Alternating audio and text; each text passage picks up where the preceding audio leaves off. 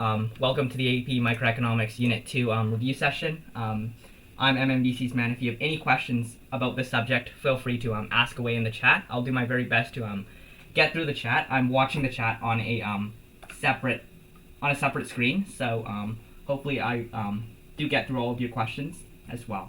So a little bit about a quick disclaimer. Actually, we're actually not endorsed by the College Board, so a lot of the things that we do, we're not endorsed by them. So with that out of the way, a little bit about Five Hive. We are a entirely volunteer-based organization. We've put a lot of effort this past year, and by being here, you see a very direct result of things that we have accomplished, i.e., a lot of the lectures that we've that are happening in this given moment as well. And if you're interested in the things that we do, or if you're interested in even applying, we highly encourage you to do so. Feel free to fill an application. We review them on a rolling basis. So yeah.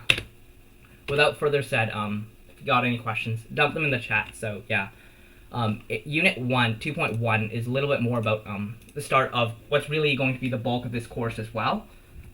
And also, I just sent out a chat for a lecture feedback form. So if you have anything to say about this lecture, whether you like it or not, or if you found it helpful, please be sure to fill it out and let me know what you think about this lecture and what I can do to make this more engaging, more beneficial to support your learning needs, to help lock in and prepare for the AP exam. So demand is pretty much the basis of Unit 2, along with supply, which are the very different quantities of goods that people and consumers are fully willing and able to purchase at different prices. And we see with this curve, actually, the demand is marked with the consumer's demand or their willingness to purchase this good, and it is a downward sloping curve because of the law of demand, and as well as three main reasons stating that inverse relationship. One would be the substitution effects. If the price goes up, I'm going to go to some other good substitutes that are able to do the same job for less. Therefore, if the price goes up, I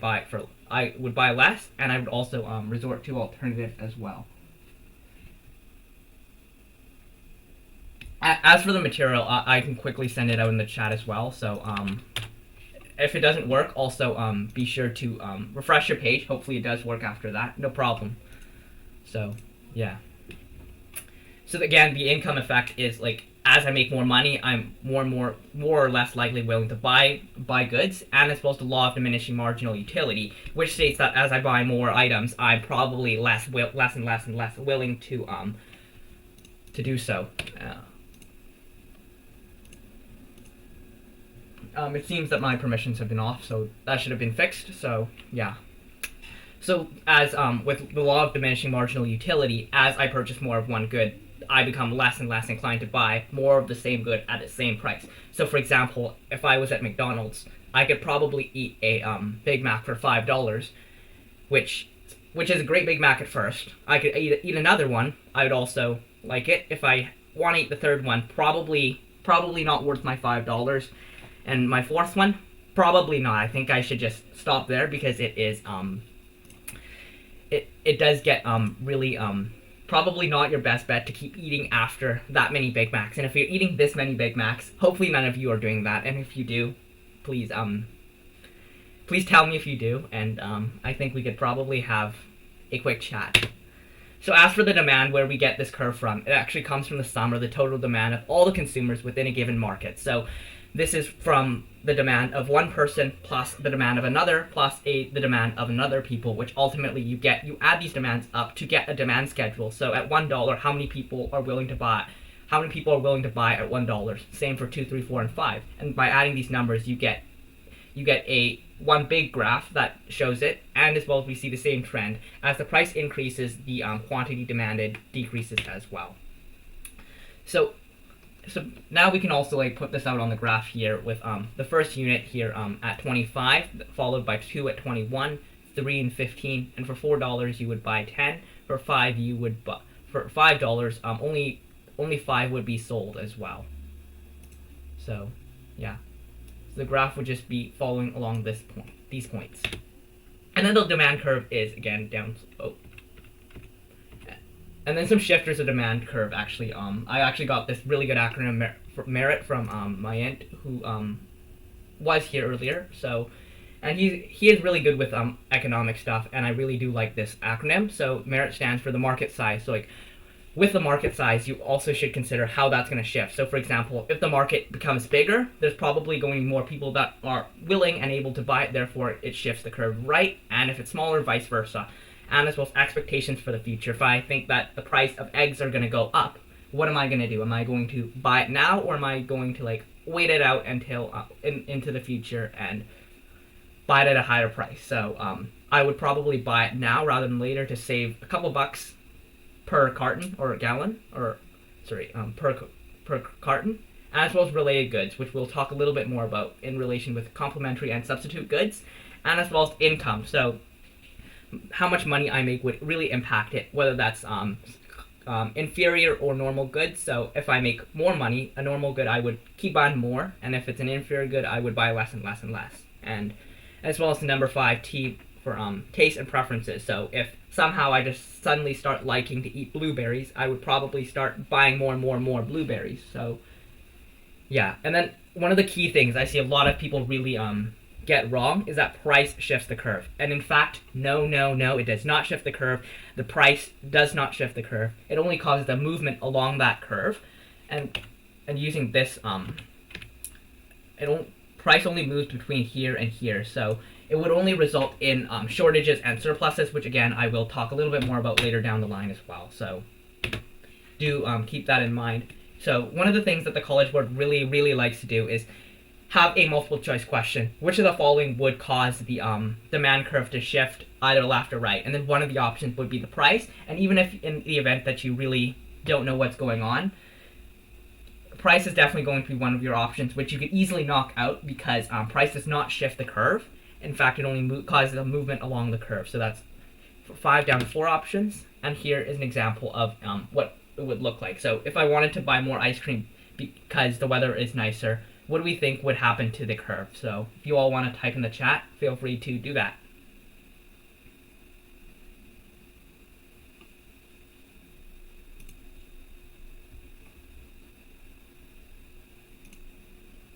I see a lot of people saying shifting right. So is there a particular reason why it would shift right?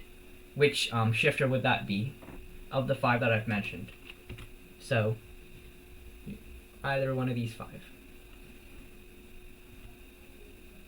So both of you guys are right. It is it shifts right because more people want to buy ice cream because you have more demand. Therefore, your demand increases and it shifts right. And as well, future expectation is correct because I like ice cream, and who doesn't like ice cream, right? Ice cream is great summertime snack, but arguably I prefer eating it in the winter. So yeah. And just out of curiosity, what's your favorite ice cream flavors? Like, what do you guys normally like to munch on? Chocolate, okay. Strawberry, raspberry. Okay, that's some unique answers.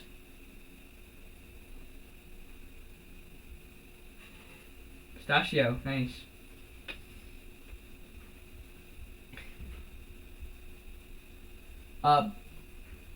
So for the Unit 3 review session, it is happening on Friday at the same time. So I think hopefully you also be there as well. I'm also going to be covering Unit 3 with a lot of practice questions and as well as that as well. So that you can find in the events if you want to click interested.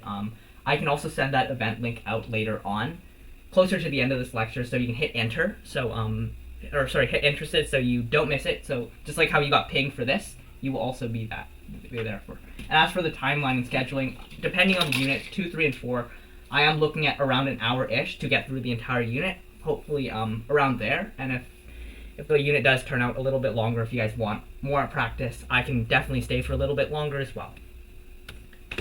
And as for supply, very similar concept with demand. It's, again, the different quantities of goods that you as a producer are willing and able to buy and sell. And it is upward sloping because there is a direct relationship between price. So as it goes up, as the price goes up, quantity increases. So why would this be the case? As a producer, I want to make money, right? Like, who doesn't want to make money, right? Because firms, as you continue to learn, progress through the unit, you're going to find that firms are going to be profit maximizing people for the most part.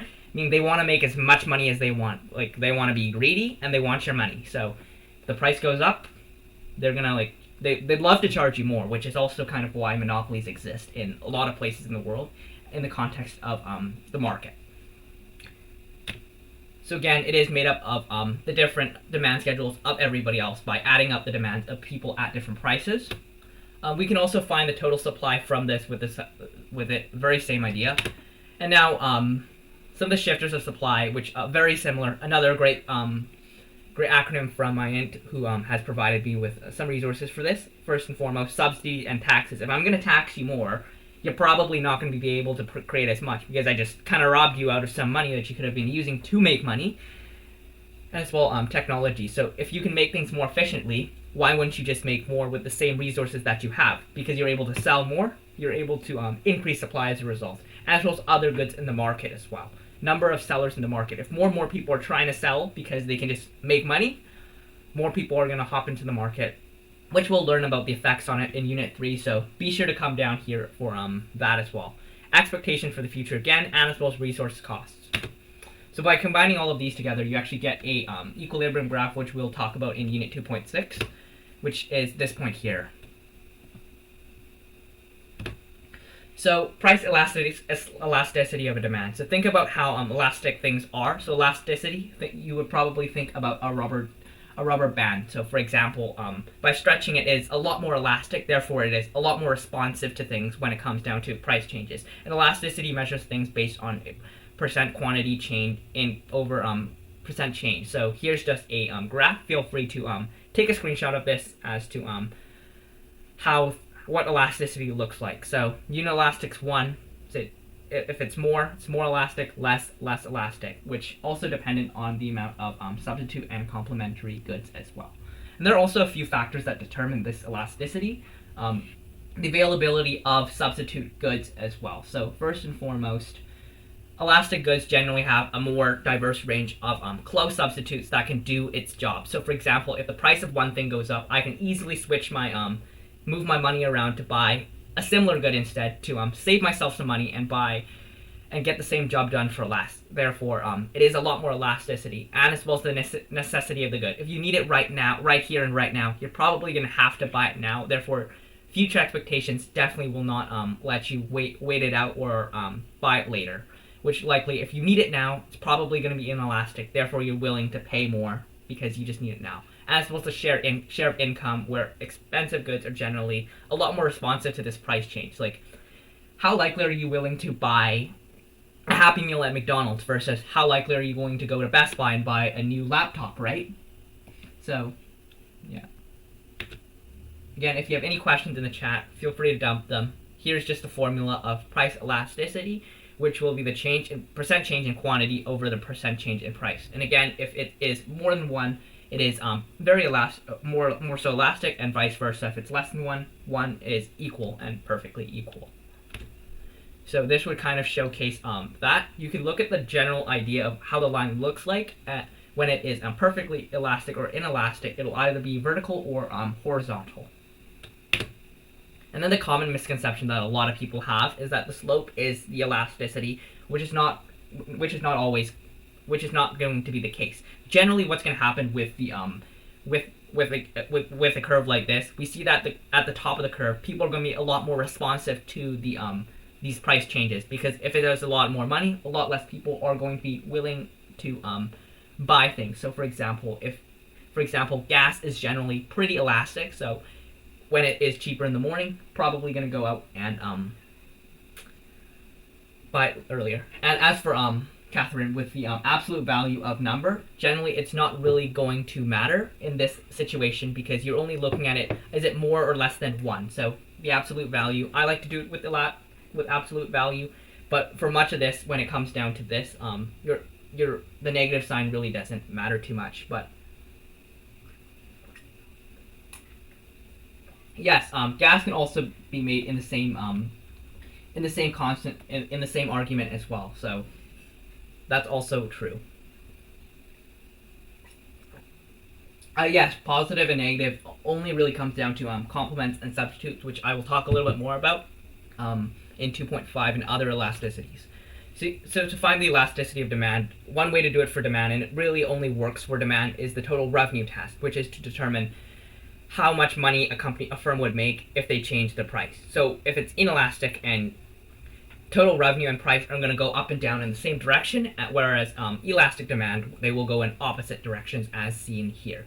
So with your inelastic demand, if I'm going to like raise the price up, people are going to buy it anyway, so my price continues to go up. And the same can be said for decreasing. So if I'm going to lower the price for an inelastic demand, and you're still going to have to pay for it anyways, like for example, medicine that you need, you're probably still going to have to pay, which is exactly why firms in America really love getting away with charging top-notch prices for your healthcare. Haha. So yeah.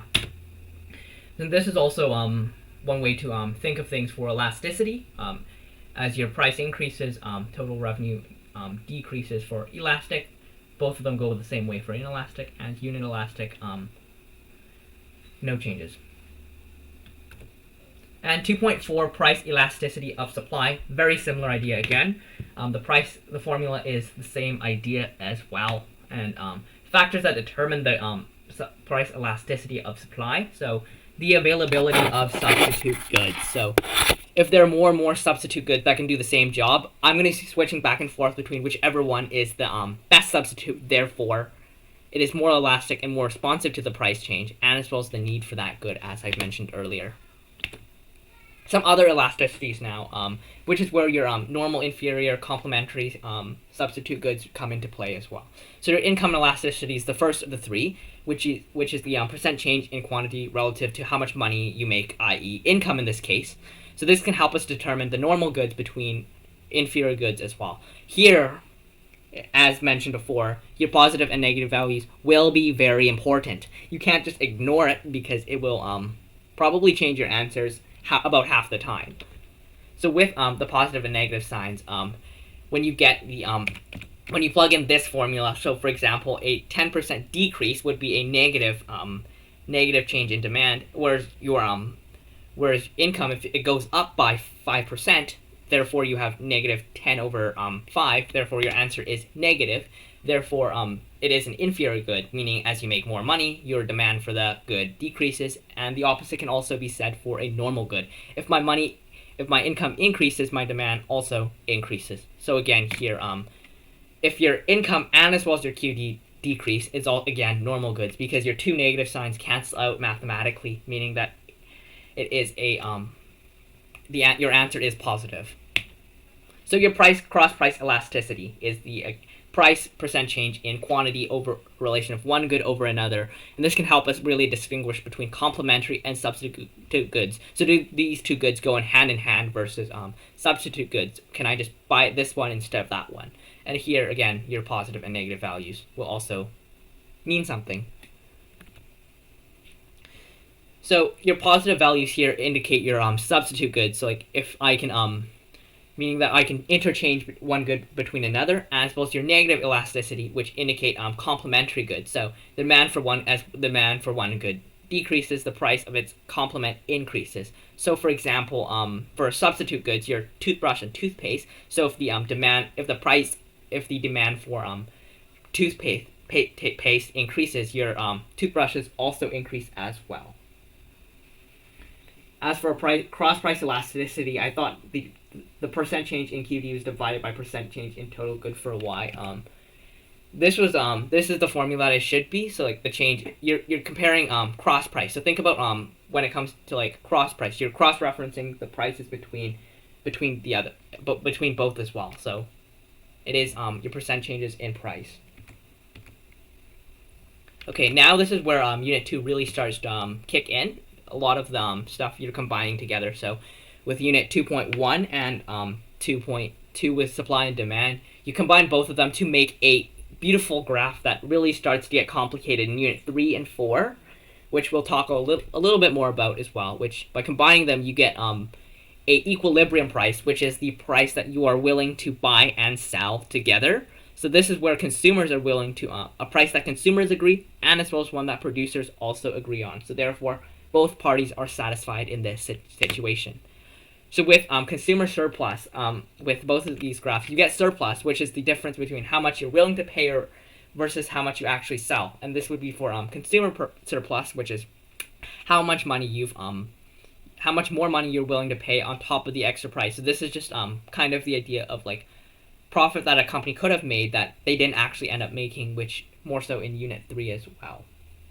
As for producer surplus, is the difference between how much a consumer is willing to or producer is willing to sell their good and how much they actually sell it for it. And again, the formula for both of them, generally, it's going to be calculating a triangle, which is half of base times height. So here is multiplying quantity by price, and then you multiply that again by half, which you get the triangle here. And this can also be said for your consumer surplus as well. So 2.7 leads us to some of the changes within the within these changes. So for example, when you have a shortage and surplus, you have a disequilibrium, meaning that you have a market inefficiency, meaning that for example, in a shortage, you have a lot more demand. People want it more than there's actually available. So for example, going back to the eggs example that I provided before, as the price, if 1,000 people want eggs, but there's only 500 of them, this leaves us with a shortage down here, with more people wanting it and more with less demand. And vice versa can be said with a surplus, where you have a lot more than people want. So, which leaves us with a market inefficiency here, where supply is greater than demand. And an example of surplus for example, if any of you guys like going to like liquidation stores, a lot of it is surplus from companies, which is also a really great way to get name brands for a little bit less. And yeah. So you're again, this comes back to market disequilibrium. So by changing the equilibrium, you also do want to consider some of the shifters in supply and demand. Again, here are the 5 shifters in the price and demand: your market size, your expectations, your related goods, incomes, your tastes and preferences. So, and then for supply, you also want to think about subsidies, technologies, other goods, and how those are going to really impact how the market will shift as a result as well. We'll also be getting a little bit more in detail here with in relations to shifting your supply curve either left or right, and this also means things do get a lot more complicated. And hopefully you all recall that price is not one of the shifters. So yeah.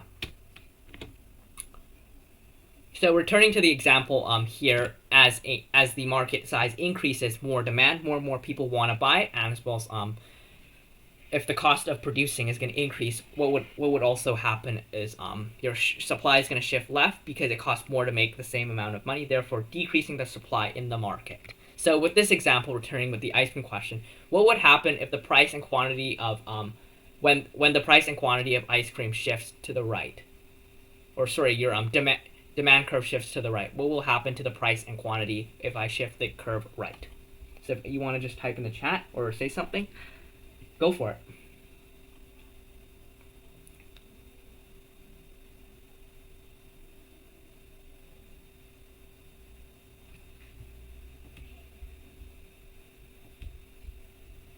Yeah, so to solve this question, really, what you want to do is draw your original demand curve, which is this one. This is your supply curve, which is shaded out, which is not too relevant in this context. What would happen when by shifting it right here, this way, we want to shift it over to this way. And what we want to do is also draw the arrows so that as a College Board marker, they would know which one's your original curve and which one is your new curve. And being able to label them is really important because if it wasn't for the arrows, you wouldn't know which way would shift. And yes, they both shift right. So by shifting right, we see that the price and quantity both increases. So where as your demand curve has gone up to D1, we can also see that the changes in price and quantity down here as well. So by reading it here, we also see the direction of the arrow. So the new point as well, if we're looking at just the X and Y movement, so the Q is here, and the new Q is here. So therefore, it has shifted this way, and as well, therefore, your price has also shifted upward. So therefore, both of them have increased. As well as a decrease in demand would also yield a vice versa response, where your price decreases, your quantity decreases. And yes, for an FRQ, you really, really, really need to draw the arrows on your graph. To improve clarity, I would recommend you do it on the axis as well, but it is not like mandatory as well. But it does improve clarity, so if you really like to guarantee getting the mark, I would make it extremely clear and making it as clear as possible. So now, with this example, now what would happen to the price of milk, a key ingredient in ice cream, if the price of milk increases? So here, as the supply curve here, we would do this. Your supply curve would go this way because it is increased. Again, your arrows here, what would happen?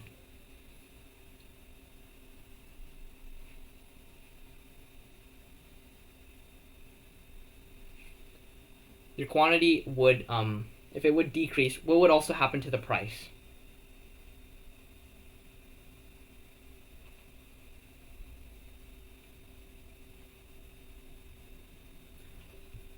Okay, so by doing this, we also find that the quantity here would, as the supply curve shifts to the left, your price increases and your quantity decreases. Now, why would this be the case?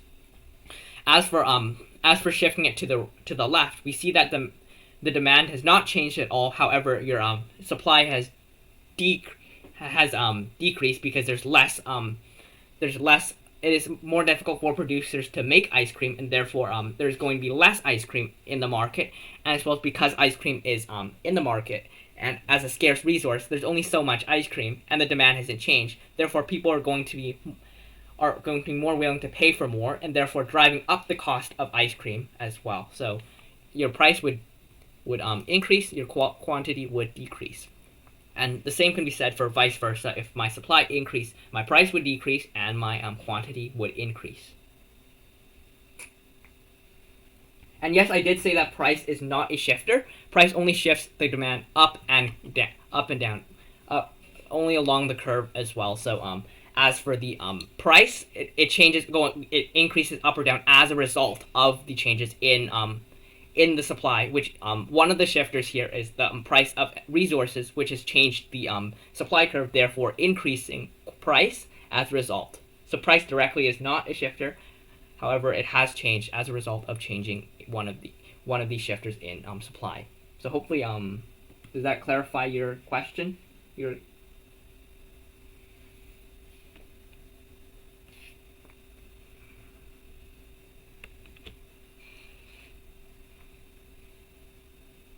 Yes, but the price of resources is a factor or a shifter in the supply curve. Yes, that's correct.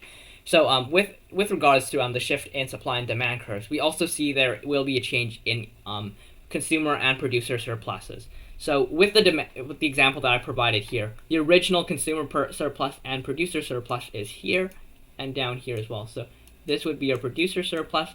This would be your consumer surplus. And because your curve has shifted left, therefore this big triangle has also, this one big triangle here is also decreased. Therefore, your consumer and producer surplus have also changed here as well. So with this regard, with this change, what would happen with consumer and producer surplus as well?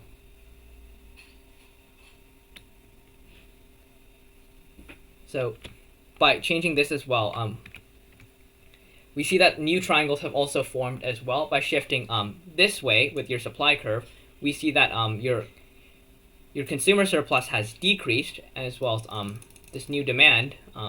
Your producer surplus is now here as well, and therefore this red dot. Does anybody want to know what this red dot means? What this red space is? We'll also get into it as well. Yes, dead weight loss. Dead weight loss is not good because it is lost consumer and producer surplus that consumers cannot pay for and producers also cannot earn. So it is, in this situation, would be a lose-lose situation for both the consumer and producers as well. We'll also take a look at what would happen as a result of that. So the producer surplus is actually bigger now because the price has increased as a result of these shifters. So therefore, the new price as well is here. And because your producer surplus is following the bottom of the original supply curve, therefore originally was this, it is also increased because it now takes up this area as well. This new triangle that used to be consumer surplus as well, part of it. And if your screen isn't loading, it says stream is failing. I did send out the presentation a little bit up in the chat as well, but I will send it again. So feel free to follow along, and if it still doesn't work for you, I think a lot of people have had this issue with lectures so far. So I think Discord's just being Discord. So, and yeah, no problem. So we are on 2.7, so feel free to hop in. This session is also being recorded, so if you missed the beginning half, feel free to revisit it. And as for the video, I will upload it, we'll upload it to the 5 YouTube channel, and as well as the lecture spreadsheet in about 48 hours after for this video to fully process and upload as well. So as for deadweight loss here, it is the lost economic benefit as a result of changing this curve, and it is here shaded in red. It represents the market inefficiency that you see here. And the market here is inefficient because this is money that this is benefit for both the consumer and the producer that they could have earned that no longer happens as well. And again, it is very similar in the way that you're calculating for triangles. You're calculating the area here, and as well as you're calculating the area here. So you would be using base times height and then multiplying that by half. And your base would just be the difference between here, as well as your height would just be here.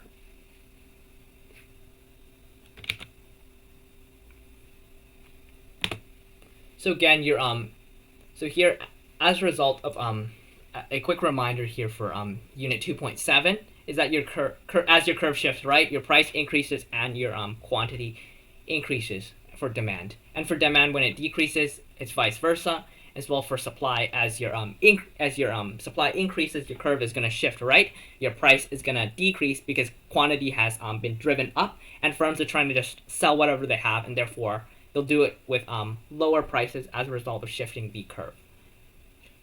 And when it decreases, it is vice versa. And you do want to remember the relationship between price and quantity. In demand, it will be a in demand it will have a an inverse relationship, and then in supply you have a direct relationship. I think I was making the slide at 3 a.m., so I don't think I did something right here. So pretend you didn't see that. Yeah.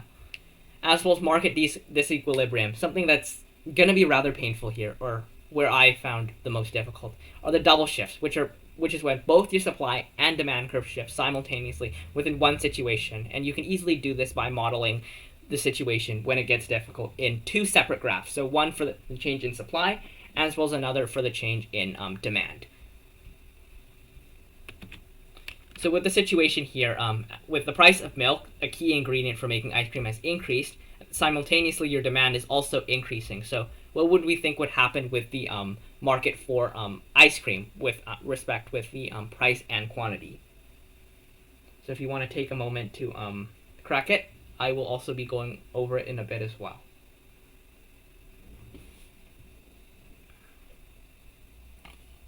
Also do note this dot is your original equilibrium point. The original recording will be posted on the 5 lecture schedule, as well as the 5 YouTube channel sometime within the next 48 hours. So keep your eyes posted.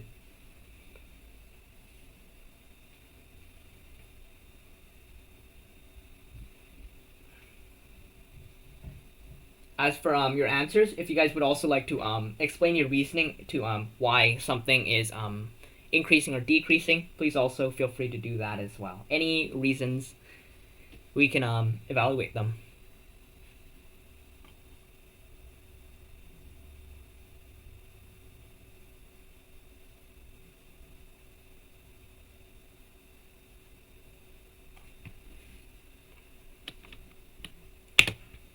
So again, by solving the situation, we also find that for the change in demand is also a change in supply. We can draw these out two separate graphs. So first and foremost with the demand curve as well. By valuing the demand curve, we see that demand, it has stated that the market size has increased, therefore it has gone out this way, and as well as for supply, it has increased, or sorry, supply has decreased, therefore shifting left. So by piecing both these 4 pieces of information, we see price increases and quantity increases for demand, and price increases and quantity decreases for supply as well. So by putting both of these pieces, we see that quantity seems to contradict itself. Therefore, it is indeterminate because we are not sure which way it would go depending on the weight of the shift. However, we see that from both of them, price has increased, so therefore your price increase here is a consensus, so therefore your price will have increased, and therefore quantity is indeterminate as well. So one of the really good ways to understand it with this graph, even without drawing it. So assuming this is your equilibrium point, we see that in both situations we see that the price has increased as well. However, quantity seems to either be Q1 or Q3. Therefore, we see that as price is increasing for both of these shifters as a consensus, as a unanimous move, price is the increasing one. Therefore, your quantity will be indeterminate because both arrows go in both different directions. And with respect to both of these two independent curves, we see that the price has increased because we're able to do the same thing with single movements by evaluating that the price has increased here, and following here with this is the new quantity, therefore going this way, and I suppose your quantity down here going this way, therefore quantity decreasing, and as well. Here's a really good way to interpret how price and quantity changes as a result of double shifts as well. So here we can interpret this, for example, with supply and demand both with the demand increase, with your demand here increasing, your supply also increasing. We can just read this graph based the one that I just made with the curve that I make. You can see that as quantities both going up, price is therefore indeterminate. And then as for why quantity is indeterminate is because it could go either both ways, both left or right, and therefore you would not be able to calculate how much which way it would shift. And as for the canceling out part, you would not be able to cancel it out because you don't know by how much it has increased or by how much it has decreased. And if you are able to gain specific numbers, and in pretty much in all the cases, the College Board will not give you these numbers, and therefore you're going to have something that's determined and therefore something that is indeterminate, meaning something that you will not be able to figure out.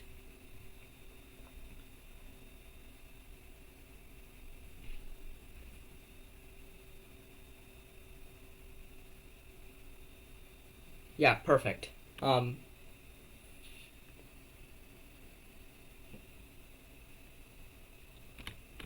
Yeah, so hopefully, if you do want to take a screenshot of this is a really good way to interpret how to figure out which is determinate, which is indeterminate. So feel free to take a screenshot of that and use that for your review prep. I think it might help you as well. As for your formula, demand times supply, could you please clarify a little bit on that, by what you mean with that formula? Because I don't believe it was a formula in the course. But if you are looking at total revenue, it's your price times quantity sold. So hopefully, if you have taken a screenshot of this, you're more than welcome to. Also look at effects of government intervention within the market. So as well, the government can really do three main things. First of all, like putting a price restriction, either as a ceiling or a floor, or alternatively, they could impose a tax, which we'll look a little bit more into later. So as for your price ceiling here, usually what would happen is they would put a price ceiling, which means a maximum price below your equilibrium point, is saying that producers you're only able to sell at this point as well, at this price, as well as price floors above equilibrium will be here. One of the ways that I taught it is that I was taught, which is to really think about this, is that you should flip the house upside down. So therefore your ceiling should now be on the ground, and as well as your floor should be up on the above equilibrium as the new ceiling as well. So with respect to with these price controls, it is inefficient because it ultimately changes the way that consumer and producer surpluses are interpreted and evaluated on the graph. We see that as a result of the price ceiling, you create a shortage because you have more demand than supply, and for floors you have a surplus because you have more supply than demand. And here with deadweight loss is the area away from the equilibrium, and as well as the new price and quantity sold as well. This would be your new price, and here would be your deadweight loss, highlighting that your market is inefficient as well. Usually your price ceilings are going to be benefiting your consumers, because it lowers the prices for you, whereas price floors are aimed to protect producers and increase their surpluses.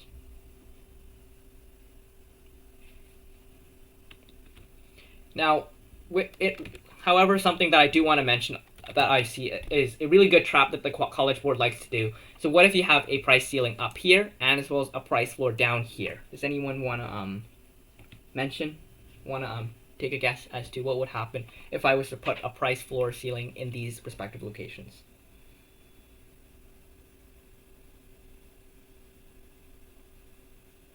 Yes, you're having restrictions at these points would have no effect, therefore non-binding, because your producers aren't going to be selling at that price anyways, and consumers aren't going to be buying at this price anyways. However, it does impact your consumer and producer surpluses as well. And again, deadweight loss will still be there, still inefficient, because you're limiting the benefit that producers and consumers are able to collectively receive.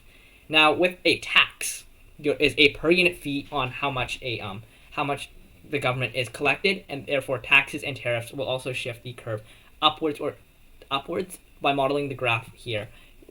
Here you would shift the graph up with your arrows, again very important to put down, as well as with regards as well.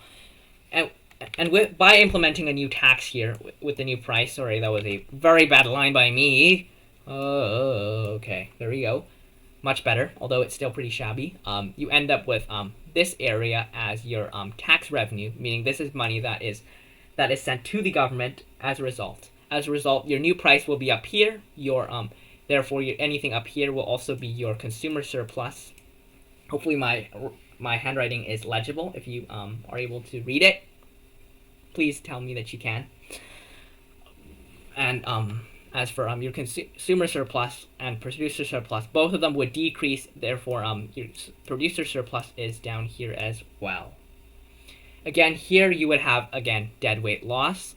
Very unfortunate. Your loss benefit for both your consumer and producers. Because the great thing about the free market actually is that it really does itself as a laissez-faire movement, so that the price is set itself so that it meets the demand of both your producers and consumers. With respect to all of this, your consumer surplus and producer surplus, again, both of them decrease. You have your tax revenue here. And to find the tax revenue every time a new tax is implemented, it is usually at the bottom of the supply curve down here with the equilibrium price of the new supply of the new equilibrium price here. So this would be your revenue, and again, it would just be your quantity from Q0 to Q1 as well as P1 to P3 as your area as well. Your deadweight loss, unfortunately, continues to be there. Okay, to draw the tax curve, if you have to shift the supply curve yourself, usually you would do it here. Usually what would happen actually is you draw the curve up here, right? So you shift it upwards, and therefore asking you to calculate the tax revenue would just be the point of the bottom of the old supply curve as well as the new equilibrium price. And the area here that I'm highlighting, that I'm like squiggling in, would be your tax revenue that you calculate. And then whatever's left following this demand curve here is consumer surplus. Whatever's left of the original is the producer surplus. And then anything between Q1 and Q2 is considered deadweight loss. Hopefully that clarifies.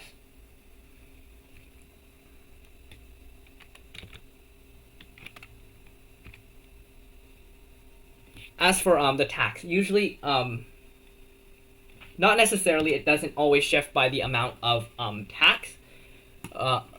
What would happen actually is that it does shift up by the amount of tax here, or based on the supply. So for example, if this was $10, your distance, if a tax of $10, it would be this red line, which would be 10, and therefore your vertical distance would be 10. However, your diagonal distance would not necessarily be so. Hopefully that clarifies. And with regards with the elasticity of demand, the demand curve, who will determine who will be paying the vast majority of the tax. As for an elastic demand curve, meaning that the consumers are very responsive to the price, it will mostly be paid by the consumer here. We can see that the demand curve ultimately, again, with your original curve, your supply curve, and your demand curve going downward sloping, again, this would be your equilibrium price. And as well, originally everything here would be producer surplus, and then everything down up here would be your consumer surplus. So again, following the same conventions, this area would be your tax revenue, and anything below the old equilibrium would be paid by the producer, highlighted in yellow. And then what the blue would be how much it is paid by the consumer. And then the vice versa can be said for inelastic demand, where the tax is mostly paid by the consumer in this place. And yes, Tornado, I wish you the very best with getting a 5. Hopefully I'm clarifying some of your inquiries about Unit 2. And as with that, if you are finding this session helpful, and for all of you, I highly encourage you to fill out this lecture feedback survey. It's a short survey about what you thought of this session, and it really helps me understand what your thoughts on what you want to see in future sessions, and how you're able to build your skills in this course as well. So hopefully you have this tab open, and by the end of this lecture, hopefully you fill this form out and submit it, and I can hopefully include more things that you want to see in Unit 3, in the Unit 3 review on Friday as well. As for our last topic of this unit, 2.9, which is international trade and public policy, which international trade usually is to benefit the consumer. And tying this back to Unit 1 is that you're going to trade because it helps you obtain goods at a lower opportunity cost than it is for you to just directly produce it within your country in domestic sense. By regulating a country to produce at Q1, you would result in a shortage and therefore deadweight loss. This would ultimately impact your consumer surplus in quite a few ways, so if anyone wants to dump it in the chat, feel free to go for it.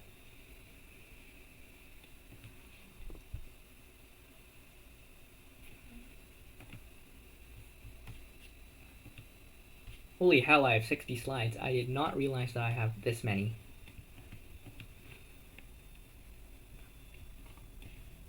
Or sorry, if I wanted to trade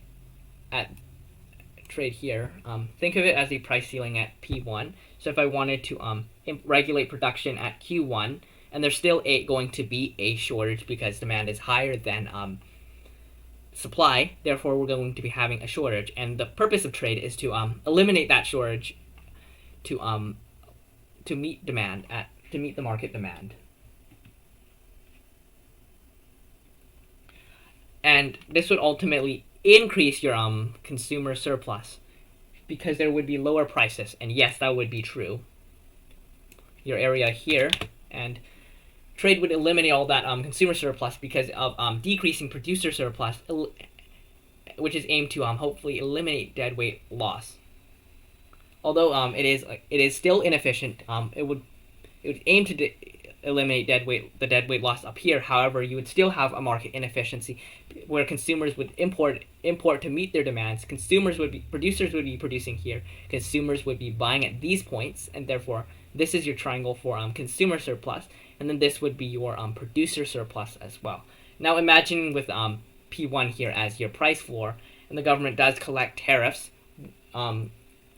They would still contain tax revenue, and as well as the deadweight loss would still be here. So as for this, you would end up with a tariff revenue down here, which you would calculate again by the same formula to calculate a rectangle. You would end up with all of this as your tax revenue, because all of this quantity here you are importing, and if the government was to import, they would likely have a tariff on all of this consumer surplus, and therefore this is tax revenue that the government increases, that the government earns. And again, you would have deadweight loss here because this is lost benefit that the producer could have been producing that does not happen as a result. And then again, there are quite a few criticisms of tariffs, especially we see in America as well. The point of a tariff is, the main argument is to protect your producers, to help fight off international producers being able to sell things at lower prices. And really what this has done to protect their industries, which is to raise the price of importing it, which is to drive consumers away and changing their demand for foreign products, by shifting that, hopefully in the hopes or expectation of shifting that demand to a much more local scale as well. And hopefully that does does make sense with Unit 2 as a review. With Unit 2, that it is actually one of your bigger units as for supply and demand. As if you shift it right or left, it goes either back and forth as well. Is supply ever elastic or inelastic with a tax? And that's a very good question. So supply, you will have elasticity of supply as well. I think definitely will affect it as well. So I think with the very similar concept, if you when in doubt, again, you would draw it out here. If your supply was if your curve was like this, and your supply curve was here and here, your it would mostly be the consumers that would be paying it, and vice versa as well. But one of the great strategies about microeconomics is if you have all these great questions about scenarios, which I do too, the best way to answer it is to really just draw it out, and therefore that as well. Yes, the purpose of the tariff here is to tax this demand to help protect supply. Oh, yeah. And with that said, being Unit 2, the review, thank you all for coming. If you guys could all quickly take a moment to fill out the survey if you haven't already. It is a very short feedback survey to help in regards to what you saw of this lecture. Your feedback is really greatly appreciated to help improve these lectures so you can help lock in and get a 5 on that next exam, because I think you guys have done a really good job with that as well. So please be sure to fill out this very short survey. I think it's a really good opportunity to express what you think of today, and hopefully I can implement feedback to make Friday more engaging and as well as more meaningful towards your AP study needs. So yeah, I'll stop the recording here.